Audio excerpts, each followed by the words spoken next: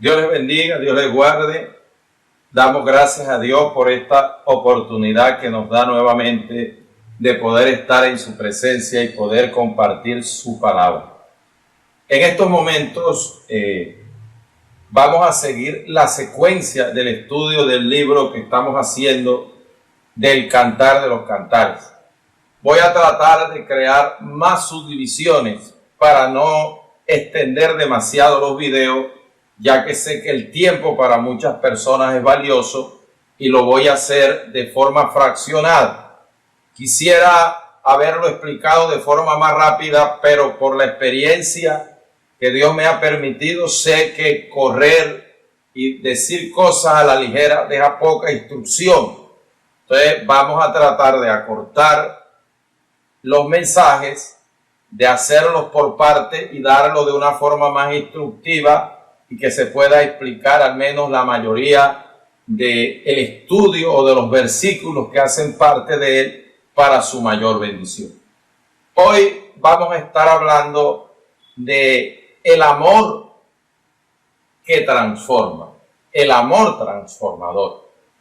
Esta hace parte de la cuarta parte y esta es de la primera de la cuarta parte. Podríamos decir que es la cuarta parte, la fracción A o cuarta A, la cuarta parte A o 4A, que vamos a estar hablando, ya que hemos venido hablando de lo que era el primer amor. Después comenzamos a hablar de la muerte del yo y sucesivamente después fuimos hablando de creciendo en el amor o el amor que produce crecimiento. Y hoy vamos a hablar del amor transformador o el amor que cambia. Sé que hay muchas personas que se ven obligados a cambiar. Los cambios muchas veces son parte de la presión de la vida, porque hay personas que por su manera de ser no son aceptados en muchos lugares. A veces hay amenazas con algunas inclinaciones que la sociedad considera indeseables y la gente se ve obligada a cambiar. Cuando una persona no cambia basada en el amor, esos cambios se convierten en algo reprimido. Hay gente que no ha cambiado, sino que hay gente que está reprimida, tiene el deseo en su corazón, pero tiene temor de expresarse tal cual como es porque siente que alguien lo señala o que hay algún peligro o alguna amenaza que tiene que enfrentar si hace eso. Y esas cosas tarde o temprano explotan o estallan, se dan a conocer. Mientras que cuando uno por amor toma decisiones y modifica la conducta, eso tiende a permanecer y a sostenerse en el tiempo. Voy a tomar el pasaje de El Cantar de los Cantares, el capítulo 5, el versículo 2. Dice de la siguiente manera: yo dormía, pero mi corazón velaba. Es la voz de mi amado que llama. Ábreme, hermana mía, amiga mía, paloma mía, perfecta mía. Porque mi cabeza está llena de rocío y mis cabellos de las gotas de la noche.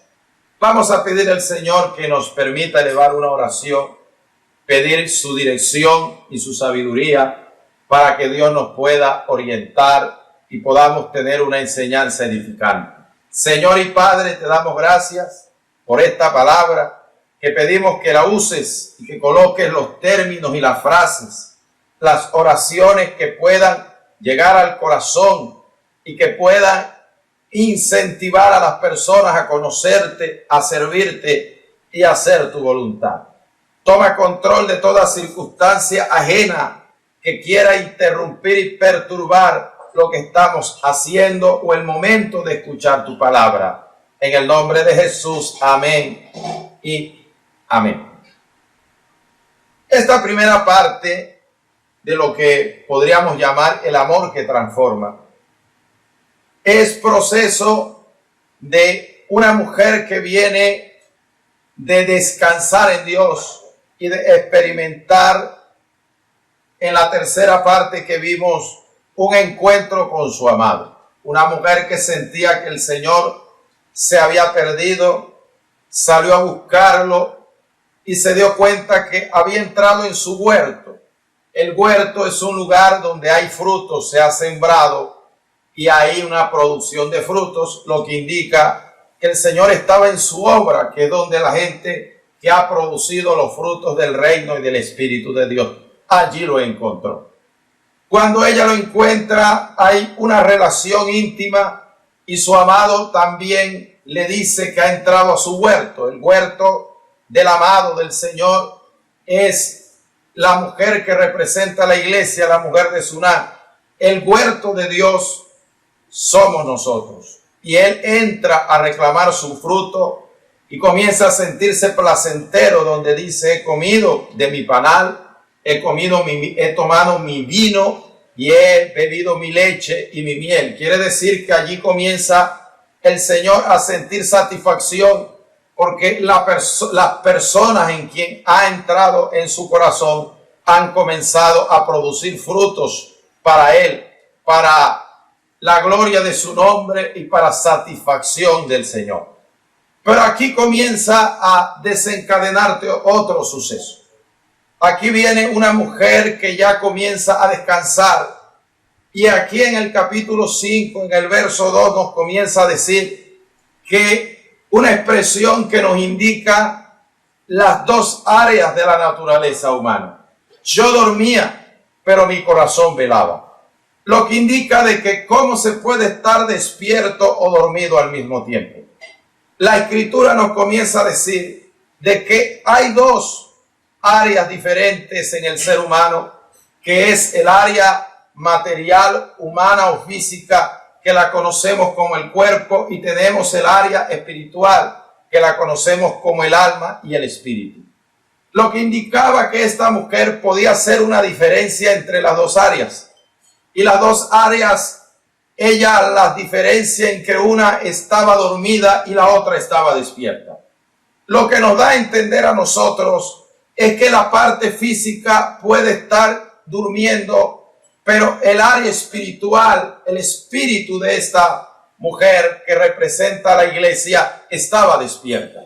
Lo que duerme de nosotros es la parte física, pero nuestra parte espiritual, cuando está viva y tenemos al Señor, esa parte está en constante comunión. No tiene unos músculos, unos huesos, unos órganos que puedan desgastarse con el tiempo, y por eso no necesita esa vitamina, proteína o esa alimentación que necesita el cuerpo físico, que si la tiene no puede hacer su trabajo. Es una constante comunión que hay con Dios, esté la persona dormida o despierta, la diferencia que hace. Esto solo se puede realizar por medio de lo que produce la palabra de Dios en el creyente. En Hebreos 4:12 nos dice que la palabra de Dios es viva y eficaz y más cortante que toda espada de doble filo, que penetra hasta dividir el alma y el espíritu, las coyunturas y los tuétanos. La palabra de Dios crea una separación, una división, para que el espíritu quede libre del alma o de la naturaleza humana también, y pueda tener la libertad de tener en comunión con Dios. Cuando la persona no ha pasado por ese proceso, la carne está envolviendo el alma y el espíritu y la tiene atrapada sin esa libertad, que mientras uno duerme, el otro está vivo en comunicación. Aquí tenemos que esta mujer, el descanso que su cuerpo estaba teniendo no era producto del cansancio, de la pereza o de la ociosidad. Viene de un proceso donde el trato de Dios ha venido formándose e impactando la vida de ella, donde esta mujer prácticamente comienza a ver otros rasgos de la cruz, rasgos del proceso, rasgos del trato de Dios. Los que han venido en la secuencia del estudio saben de qué les hablo. Aquí podemos entender entonces de que este descanso no podemos interpretarlo como pereza, pero sí podemos interpretarla como una persona que se ha detenido en parte de un proceso. El detenerse en la parte de un proceso es sentirse satisfecho, es sentirse tranquilo y no desear mucho más. Y en la obra de Dios no es así.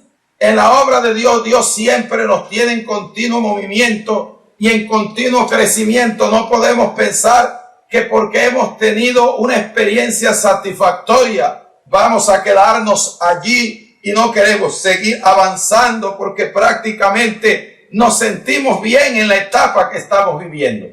Pero no podemos quedarnos allí en esa etapa. Yo recuerdo un hombre de Dios que llegó a sentirse satisfecho en la etapa que vivía y eso lo llevó a la mediocridad y la mediocridad lleva a la destrucción. La Biblia dice en 2 de Samuel capítulo 12 que era el tiempo que los reyes salieran a la guerra. Y cuando David llegó al palacio, dice que en ese tiempo que debería estar defendiendo a su patria y debería estar peleando las guerras para impedir las invasiones a la nación que Dios había puesto en sus manos para que la cuidara y la protegiera, la obra de Dios que Dios le había encomendado y que tenía que dar cuenta de mantener el país libre de los opresores y de los enemigos. En ese momento podemos ver que David se queda allí, manda a Joab a la guerra y se queda allí tranquilo. No voy a pelear, no voy a esforzarme. Se quedó cómodo en su casa, se quedó cómodo en el palacio, se quedó cómodo en la habitación. Ya estaba cansado porque David sufrió las persecuciones de Saúl, vivió en los desiertos, tuvo que vivir entre los enemigos como los filisteos, pasó hambre, necesidad, y ahora al verse en un palacio con todas las comodidades, David dijo: yo me quedo aquí, quiero quedarme en esta etapa, no quiero avanzar, no quiero saber qué me espera después de esto y no quiero retroceder a vivir lo que viví antes. Voy a aprovechar esta bendición que tengo y no voy a avanzar. En medio de esta actitud paralizante que este hombre tuvo de quedarse quieto y no seguir desarrollando y no seguir avanzando y creciendo y seguir en actividad para lo que Dios le había mandado, encontramos un hombre que se asoma a la celosía o a la ventana y ve una mujer desnuda, la codicia y adultera con ella. Creo que quedarse estático en la carne nos lleva a la caída y al deterioro. Sansón fue levantado para destruir a sus enemigos y se quedó dormido en los pies de Dalila, creyendo que la fuerza ya la tenía, que no era necesario velar, que no era necesario estar despierto, que no era necesario estar pendiente de las adversidades y de los enemigos, y allí vino su destrucción. Jesús le dijo a Pedro: velad y orad para que no entréis en tentación, y esa fue la caída del apóstol Pedro. Pero la gente que no se ha quedado dormida, sino que ha avanzado en el tiempo, Dios le ha ayudado. Jesús fue abofeteado, Jesús fue golpeado, Jesús fue crucificado, pero Jesús no tomó la actitud de Pedro. Jesús oró toda la noche en el Getsemaní, y cuando fueron a ver las mujeres a la tumba, el cadáver de Cristo, no encontraron nada, sino un ángel que dijo: ¿por qué buscáis entre los muertos al que vive? Como los dijo a los discípulos que vayan a Galilea, que allí le verán. El Cristo poderoso se levantó de entre los muertos, venció la muerte, porque no quedó satisfecho, no se quedó estático, sino que siguió buscando de Dios. Y mientras uno esté activo y esté buscando el rostro de Dios, no importa el proceso ni la etapa que esté viviendo, Dios le dará la victoria, Dios le ayudará y le sacará adelante. Bendito sea el nombre del Señor. Tenemos una mujer que estaba dormida en una quietud, pero el espíritu estaba atento. La parte espiritual está en un desarrollo constante y activo. La Biblia dice que mientras el hombre exterior se envejece, nuestro hombre interior se renueva de día en día. Quiere decir que nuestro hombre exterior, nuestro cuerpo, está condenado a la muerte, pero el hombre interior está siempre en evolución, en avance y en crecimiento. Cuando una persona no tiene esta actividad en su espíritu, quiere decir que está muerta. Una vez que Jesús dio una expresión que aclara esta circunstancia o esta condición, cuando allí nos dice la palabra: Deja que los muertos entierren a sus muertos y tú ve y anuncia el reino de los cielos. Lo que estaba tratando de decir el maestro en ese momento era que habían personas pendientes de muertos cuando ellos estaban muertos. Pero ¿quién puede, estando muerto, enterrar a un muerto cuando se está vivo físicamente y se está muerto espiritualmente? El que está muerto no tiene contacto con la vida. Son los vivos los que están pendientes de lo vivo, no lo muerto. Y por eso dijo, los que están preocupados por los entierros, por los velorios, los que están preocupados por estos actos fúnebres, que no es que no hay que tener cuidado de un familiar, pero que están entregados completamente a algo que ya no tiene remedio. Son muertos que están pendientes de muertos. Pero el que está vivo está pendiente de los vivos. Y por eso le dijo, ve y tú anuncia el reino de los cielos. Es decir, ve y ocúpate de lo que tiene vida. Ocúpate de la palabra, ocúpate de Dios, ocúpate del reino, ocúpate de las cosas celestiales, ocúpate de las cosas de arriba que permanecen para siempre. Jesús dio una palabra una vez y dijo, llegará el momento, vendrá la hora en que los que oigan la voz de Dios resucitarán, pues han pasado de muerte a vida. Pero viene la hora y ahora es cuando los que oigan la voz del Hijo de Dios resucitarán. Hay en estos textos una diferencia, y una de esas diferencias que nos dan estos versículos es que dijo que los que oigan la voz de Dios resucitarán, han pasado de muerte a vida, hablando del juicio eterno, cuando Dios juzgue a cada ser humano. Y el que haya escuchado y vivido la palabra, ese no morirá. Pero está hablando en la otra parte que viene la hora y ahora está hablando de un tiempo presente. Que los que oigan la voz del Hijo de Dios resucitarán. Yo digo, o sea que el que la está oyendo es un muerto. ¿Y cómo un muerto puede escuchar la voz del Hijo de Dios? Pues sí, hay muertos que pueden escuchar la voz del Hijo de Dios. Un muerto como Lázaro escuchó la voz del Hijo de Dios cuando le dijo, Lázaro, sal fuera. Ahora está hablando de un muerto espiritual que tiene cuerpo físico, pero que está muerto en su interior por causa del pecado, por causa de la falta de comunión con Dios, por falta del descuido espiritual. Pero si escucha esa palabra, si la guarda en su corazón, si camina con ella, si vive para ella, si anda para ella, si la toma y la vive y se compromete con ella, eso le va a producir vida, eso le va a producir restauración, eso le va a producir cambio y pasará de muerte a vida. El cuerpo está condenado, pero la parte espiritual está diseñada para vivir eternamente. Cuando oímos la voz de Dios, nuestro espíritu entra en actividad, nuestro espíritu se desarrolla, nuestro espíritu crece, nuestro espíritu avanza, nuestro espíritu vive en comunión plena con Dios. Bendito sea el nombre de Jesús. Tenemos aquí las dos naturalezas. Yo dormía, pero mi corazón velaba. Y cuando esta mujer hace este pronunciamiento, dice, es la voz de mi amado que llama. Quiere decir que una persona que estaba dormida estaba oyendo, estaba escuchando. Su espíritu estaba activo y se dio cuenta que era la voz de Dios. Podíamos entrar en estos momentos a entender que esta mujer ya tenía cierto grado de madurez. La mujer de Sunam había desarrollado una relación con el Hijo de Dios, con Salomón, que representa al Hijo de Dios, de tal manera que ya podía reconocer la voz de Dios. Es la voz de mi amado. Creo que la voz del Señor sigue siendo inconfundible.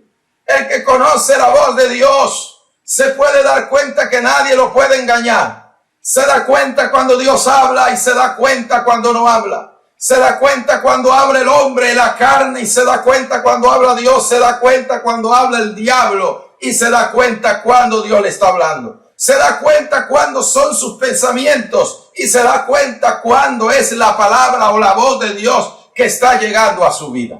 Esto es parte de un proceso como el que vivió Samuel que la voz de Dios lo llamaba continuamente desde allí, desde su cuarto, y mientras Samuel estaba allí en su cuarto, Dios le decía a Samuel y corría para donde el sumo sacerdote, que le decía: yo no te he llamado, vuelve y acuéstate. Y volvía la voz a hablarle a Samuel y se paraba y volvía donde el sumo sacerdote, hasta que el sacerdote le dijo: cuando la voz te llame, di heme aquí. Vuelve la voz a hablarle Samuel y él dice: heme aquí. Dios se le revela. Este hombre tenía un grave error, que confundía la voz de Dios con la voz de los hombres.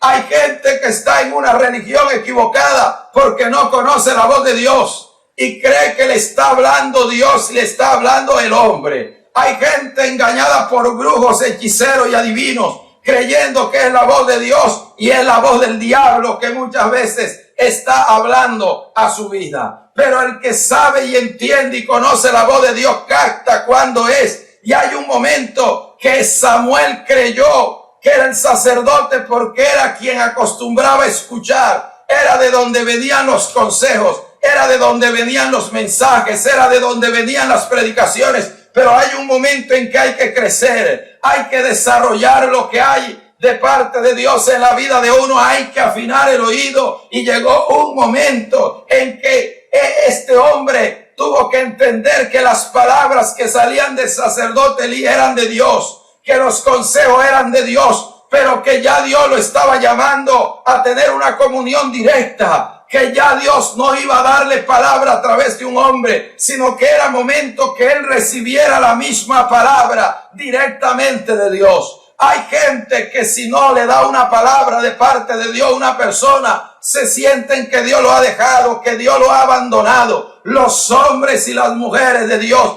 Dios los ha puesto para darle un consejo y una palabra, pero hay una palabra que usted tiene que buscar directamente de arriba, que tiene que buscar directamente del reino de Dios, que tiene que buscar desde allá de lo alto, una palabra que usted logre identificar que es el Hijo de Dios. Alabado sea el nombre de Jesús.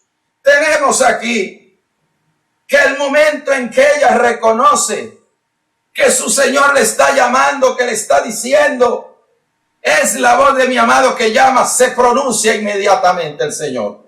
Y le dice: hermana mía, amiga mía, paloma mía, perfecta mía. En el momento que él escucha el pronunciamiento del Señor, la mujer, al decirle la voz de mi amado, él le habla. Hay personas que Dios le quisiera amar, pero su oscuridad, su ingenuidad o su ignorancia, al no conocer la voz de Dios, lo llevan a que Dios se mantenga en silencio, porque todavía no comprenden que Dios ha querido hablarles. Sin embargo, cuando esta mujer llega a un estado de madurez, que entiende que es la voz de Dios, viene la voz de Dios a la vida de ella y viene una descripción de la relación en que había entre la mujer y el Señor. Creo que lo puede desnudar, lo que lo puede descubrir a uno, lo que lo puede prácticamente dar una radiografía exacta de cómo está uno con Dios es el mismo Dios. La mujer de Sunam no se describió a sí mismo. La mujer de Sunam espera que el Señor le dé la palabra para indicarle cómo está su comunión con ella. Hay gente que cree que tiene una perfecta comunión con Dios, pero puede no ser así.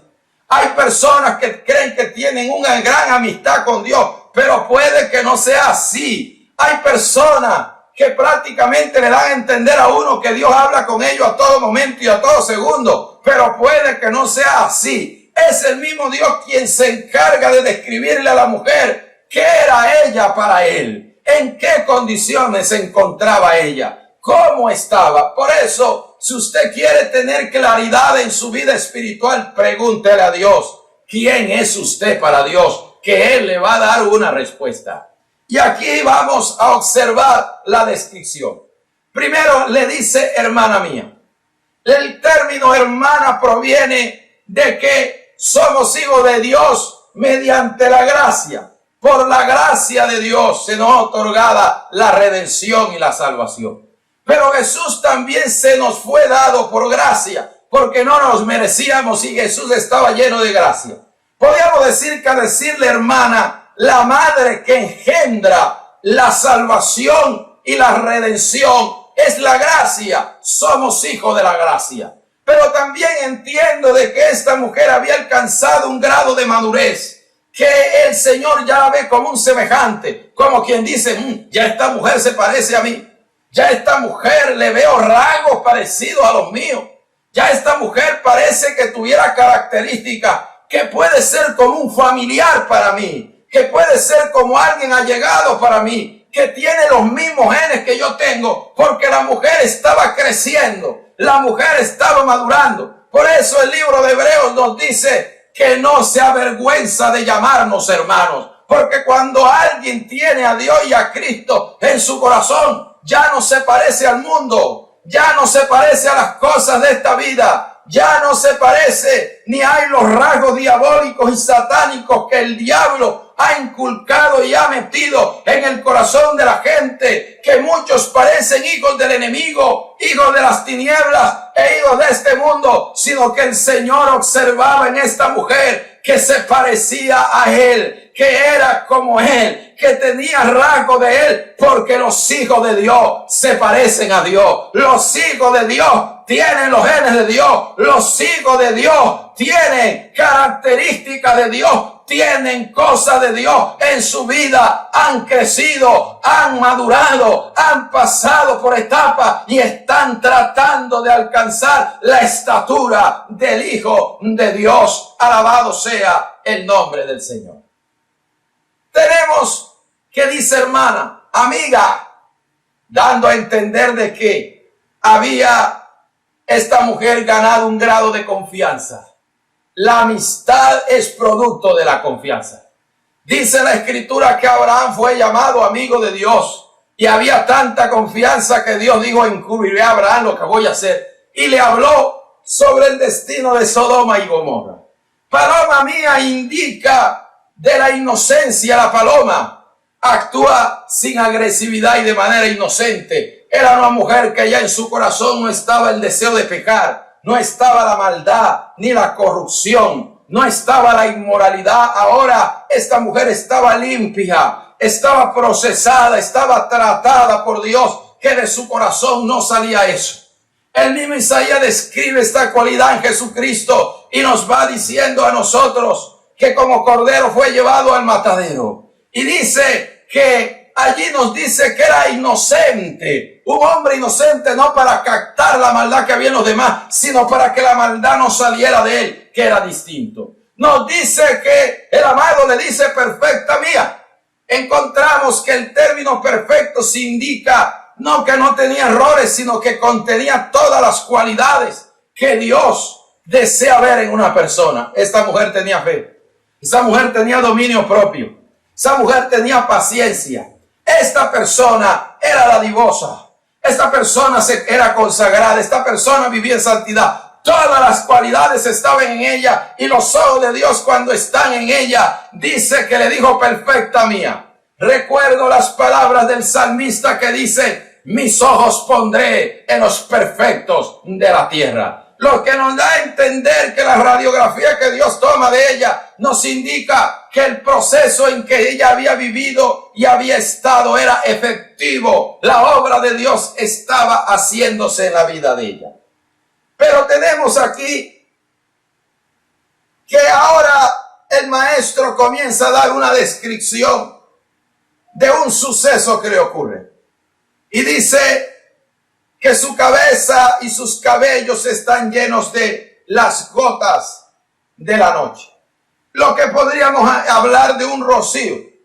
Lo que le está tratando de transmitir a la mujer de Sunén, a esta creyente que está en desarrollo, es parte de sus sufrimientos. Creo que Dios se nos va revelando de manera progresiva.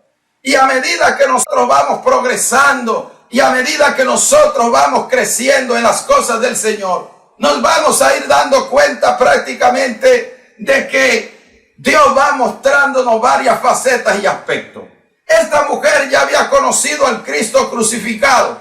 Esta mujer ya había conocido al Cristo amoroso. En el primer amor al Cristo amante, pero ahora Jesús quería mostrarle otro aspecto de la cruz porque la cruz tiene varios aspectos.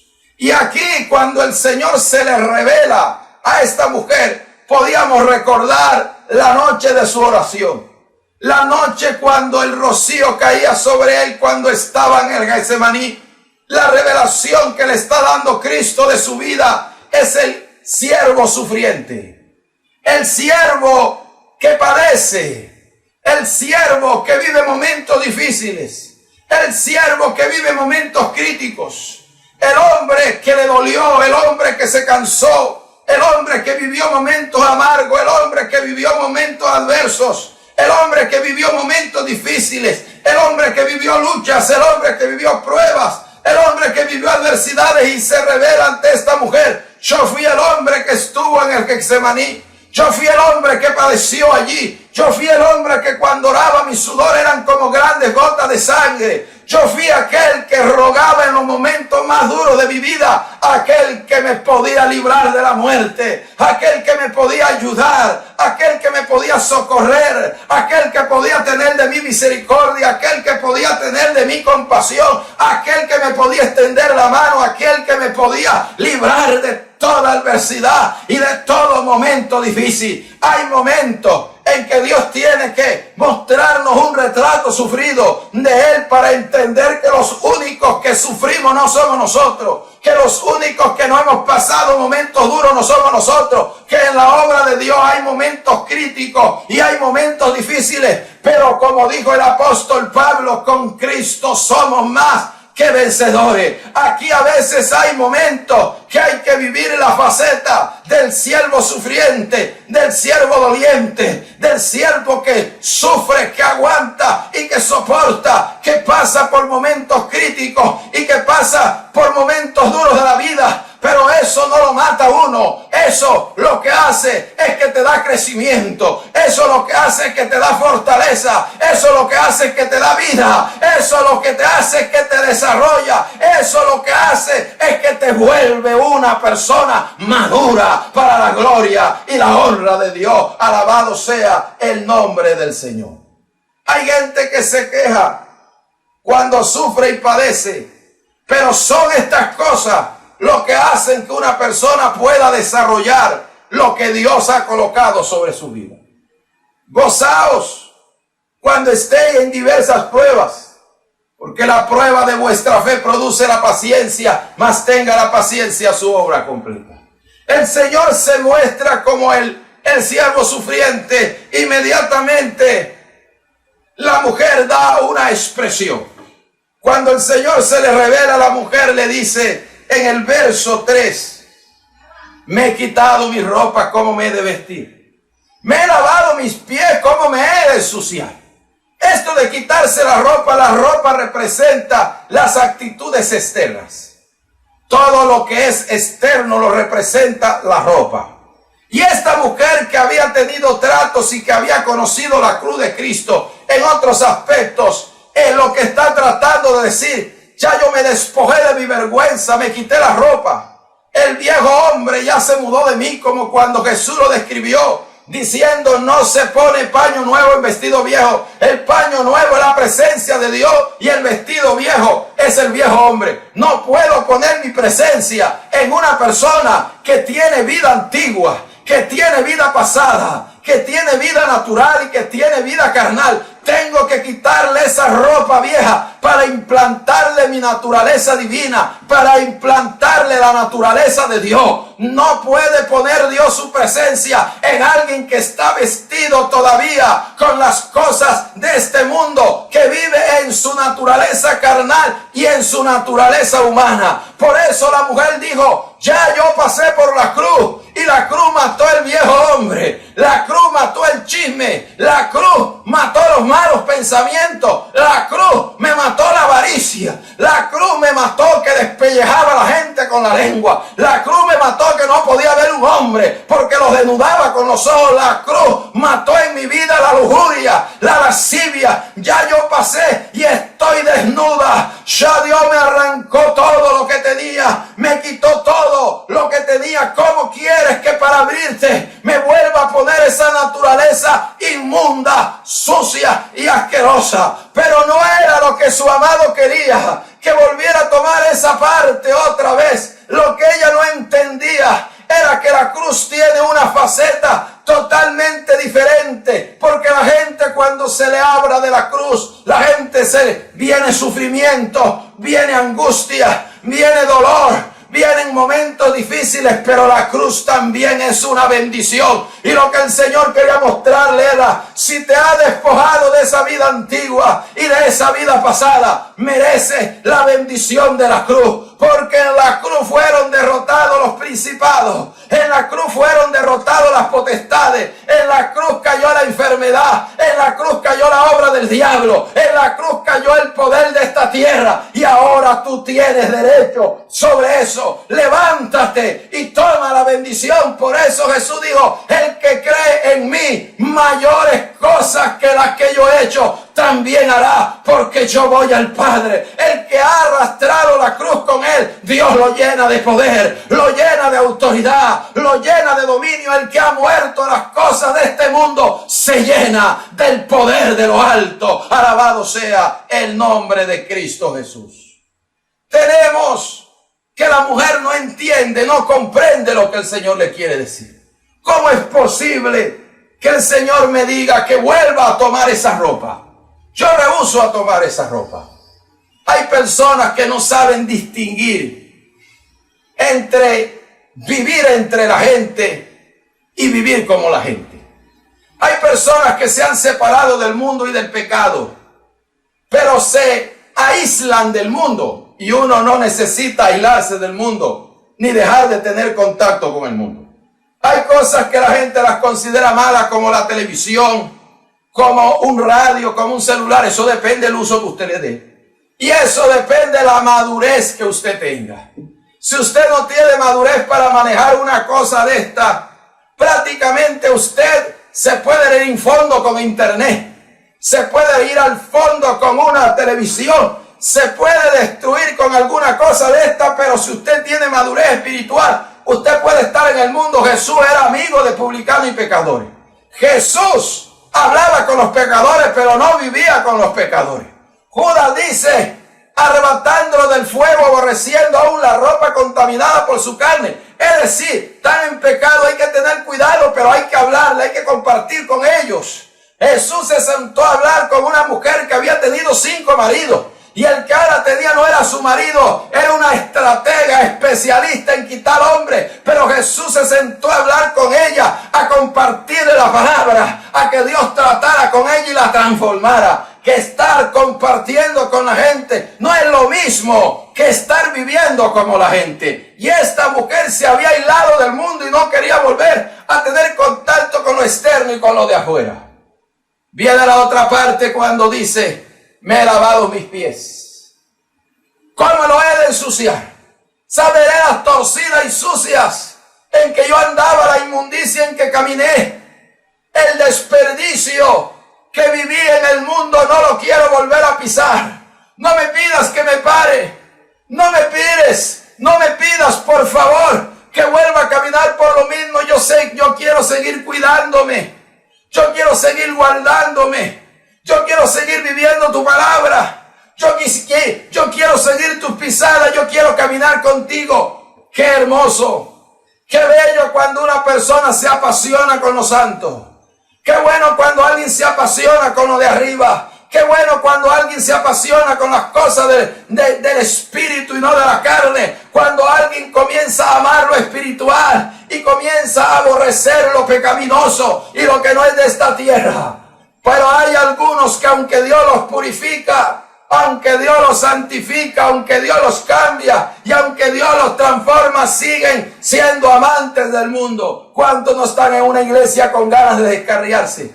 ¿Cuántos no están por ahí a punto de hacer algo indebido, de echarle mano a la carne otra vez? Porque son amantes de eso todavía. No aman la santidad todavía, no aman la consagración. Dice el proverbista, vuelve el puerco al vómito y la puerca lavada al seno a revolcarse. Pocas palabras, usted agarra un cerdito, lávelo, límpielo, enjabónelo, échele colonia y cuando lo suelta para el fango otra vez. Hay gente que no se han desacostumbrado al fango. Así Dios lo lave, así Dios lo limpie, Así Dios lo purifique. El olor del fango le hace falta. El prostíbulo le hace falta. Le hace falta el estanco, le hace falta la cervecita, le hace falta la mentirita, le hace falta la lujuria, le hace falta la película pornográfica. Todavía no están acostumbrados a andar con los pies limpios. Todavía no están acostumbrados a andar en santidad. Todavía no están acostumbrados a caminar con Dios y amar el camino de la pureza, el camino de la humildad y de la sencillez. Hebreos capítulo 12 nos dice: levantad manos santas, levantad las manos caídas y doblad las rodillas paralizadas, hablando de restauración. Y dice: para que los cojos no se salgan del camino, sino que sea sanado. Si esto está metido en su corazón, si esto está en su interior, si esto está todavía incrustado en usted, es tiempo de levantar las manos y hacer un clamor. Es tiempo de orar, es tiempo de entrar en comunión con Dios, es tiempo de meterse en la búsqueda, es tiempo de humillarse y de doblar las rodillas, para que el pie torcido que quiere volver a la vereda antigua, vieja, pecaminosa, degenerada y corrompida, venga Dios y enderece sus pasos. Como dijo Isaías, será llamado camino de santidad. Cualquiera que anduviere en él no perecerá. El que anda en el camino de la santidad y comienza a amarlo, Dios lo sostiene, Dios lo mantiene, Dios le da permanencia, Dios le asegura eternidad, Dios le da la fuerza y lo mantiene en pie. Bendita sea la gloria del Señor. Esta mujer pensaba que el Señor la estaba enviando a ensuciarse, y no era así. El Señor le estaba enseñando que podía caminar como Él caminó, que podía andar en este mundo como Él anduvo, sin pecado, que podía relacionarse con la gente y no caer en desgracias, que tenía que madurar, que para poder caminar en santidad, lo que había era que ella anduviera por el camino correcto, pero aprender a tratar con la gente que no lo andaba. Aprender a relacionarse con la gente que no vivía como ella, a tratar de establecer una comunión y una relación, aunque no íntima, pero tratable con las personas. Cuando esta mujer, todavía sin entender lo que el Señor le trataba de decir, cuando le decía abre la puerta, la mujer decía no puedo abrirte la puerta, tengo que hacer cosas que antes yo hacía, pero que ya no las hago, ya no las deseo y ya no las quiero. Entonces viene una acción del maestro. Mete su mano por la ventanilla para tratar de abrir el cerrojo que estaba en la puerta. Cuando la mujer observa la mano, me imagino yo que esta mujer pudo observar algo allí. Lo que pudo observar fue el hueco en las manos. Una de las evidencias que Cristo le mostró a los discípulos fue que había sido crucificado. Las manos de Jesús tienen un orificio cada una. Se las mostró al Dídimo cuando le digo mete tu dedo en mi mano y tu mano en mi costado y no seas incrédulo creyente, para que te des cuenta que sí me crucificaron, para que te des cuenta que sí morí, para que te des cuenta que fui una persona que padeció y que hoy me levanté de entre los muertos. Esto es prácticamente lo que aquí la palabra nos está dando a entender, la señal de la crucifixión. La mujer tiene que quedar impactada con la mano, donde Dios le sigue dando evidencia. Te voy a enseñar algo más profundo. La mano representa las obras. Con las manos trabajamos, con las manos llevamos a cabo acciones, y las manos de Cristo estaban crucificadas. Las manos de Jesús pasaron el proceso de Dios y el trato de Dios, y le estaba enseñando que las acciones de un ser humano deben estar de acuerdo a la voluntad de Dios. Le estaba instruyendo que todo lo que uno hace debe estar conforme a la aprobación divina, que todas las actitudes humanas deben llevarse a cabo dentro del propósito de Dios. Y la mujer se levanta.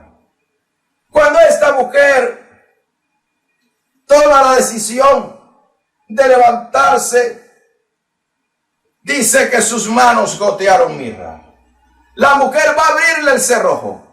Toma la decisión de ensuciarse los pies. Toma la decisión de vestirse y va a abrir. Cuando ella va a abrir, ya su amado no estaba. La mirra representa sufrimiento. Los sufrimientos que ella había tenido en la cruz. Quiere decir que sus manos también estaban impregnadas del mismo sufrimiento que Cristo había tenido. El cerrojo se untó con ello.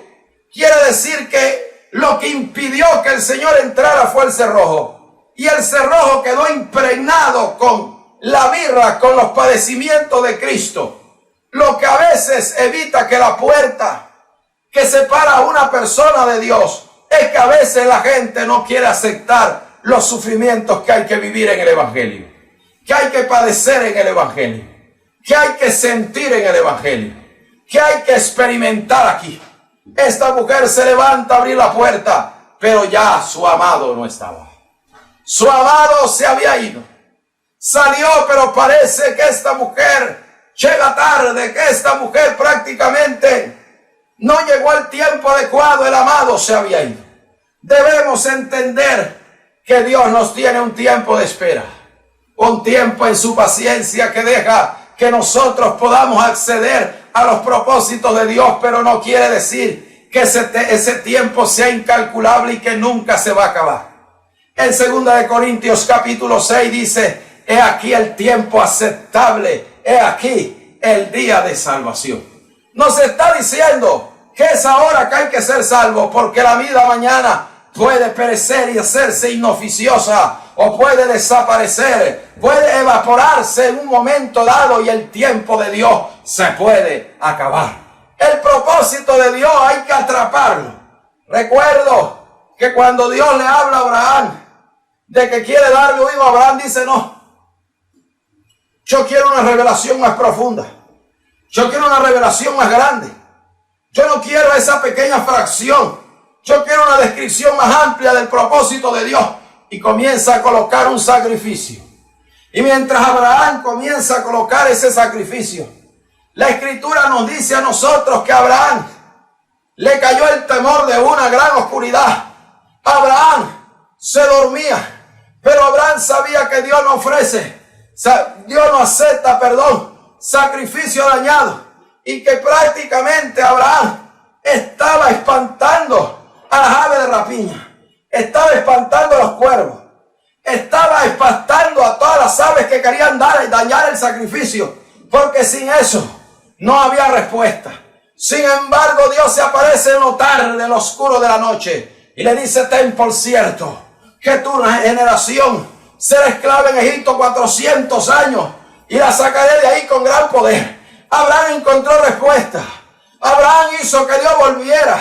Abraham hizo que Dios no se fuera. Porque Abraham aguantó, Abraham buscó a tiempo, Abraham no dejó que las horas pasaran, Abraham no buscó de Dios cuando le dio la gana o cuando le plació, sino que de una vez tomó la decisión de meterse. Y cuando uno busca de Dios en el tiempo y el momento, lo encuentra respuesta, encuentra ayuda, encuentra revelación, encuentra solución, encuentra la mano de Dios que favorece la vida de uno. Alabado sea el nombre de Cristo Jesús. Ya se había ido.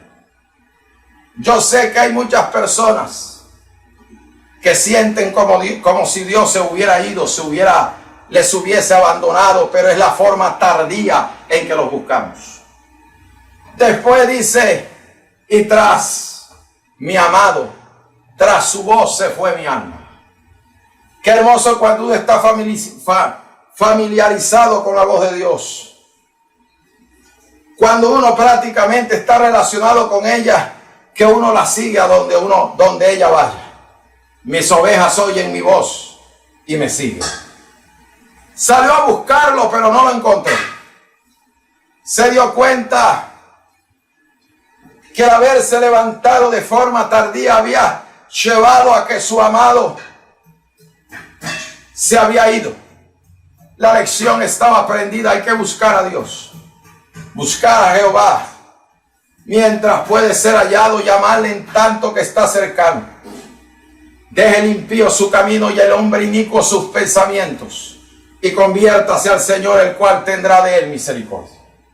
Se encuentra con los guardias de los muros, y cuando se encuentran le quitan el manto, que es símbolo de vergüenza. Una mujer sin manto en Israel es símbolo de vergüenza. La apenaron y la golpearon.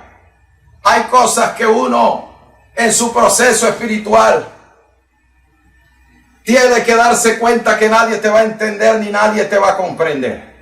Solo Dios te puede comprender. La gente cuando está madurando, busca consejo. ¿Quiénes eran los guardas? Los que protegían la ciudad. Representan los líderes, los ministros, los consejeros, los predicadores, pero no la entendieron y la golpearon. ¿Qué entendería una persona cuando digo el Señor se fue? Uno lo que puede entender, está en pecado, está haciendo algo malo, está haciendo lo que a Dios no le agrada. Pero esta mujer no estaba en pecado, estaba en un proceso, en un trato de Dios. Y dice que esta mujer, cuando sale a buscar al Señor y trata de encontrarlo y recibe golpe y maltrato, dice que se encuentra con las doncellas de Jerusalén. En el verso 8, y con esto termino. Las doncellas indican las mujeres santas o los creyentes santos que están comenzando en el Evangelio y no tienen experiencia y madurez. Cuando se le encuentran, os conjuro, doncella de Jerusalén, si veis a mi amado, que estoy enferma de amor. Cuando alguien no busca o no encuentra a Dios, pone a otro que cree que lo puede encontrar, que hable por él y que lo busque, que se meta con Dios y hable por él ante Dios cuando usted puede hacerlo. Esta mujer sigue viviendo un proceso que lo vamos a ver más adelante, cuando sale de su enigma. Pero esperemos que cuando el Señor nos llame, salgamos pronto. Que nuestro espíritu esté en plena actividad buscando la obra del Señor, que quiere y desea que crezcamos y avancemos. Oremos a Dios. Padre, te damos gracias por todas aquellas personas que, aunque ahora sufren, están en un proceso para su bendición y para su crecimiento, y sé que van a avanzar y que mañana van a agradecer lo que están viviendo en el día de hoy para la gloria de tu nombre. Señor y Padre, nos colocamos en tus manos y gracias porque los que aman a Dios, todas las cosas les ayudan a bien. Esto es para los que conforme a su propósito han sido llamados. En el nombre de Jesús, amén y amén. Que Dios le bendiga, que Dios le guarde.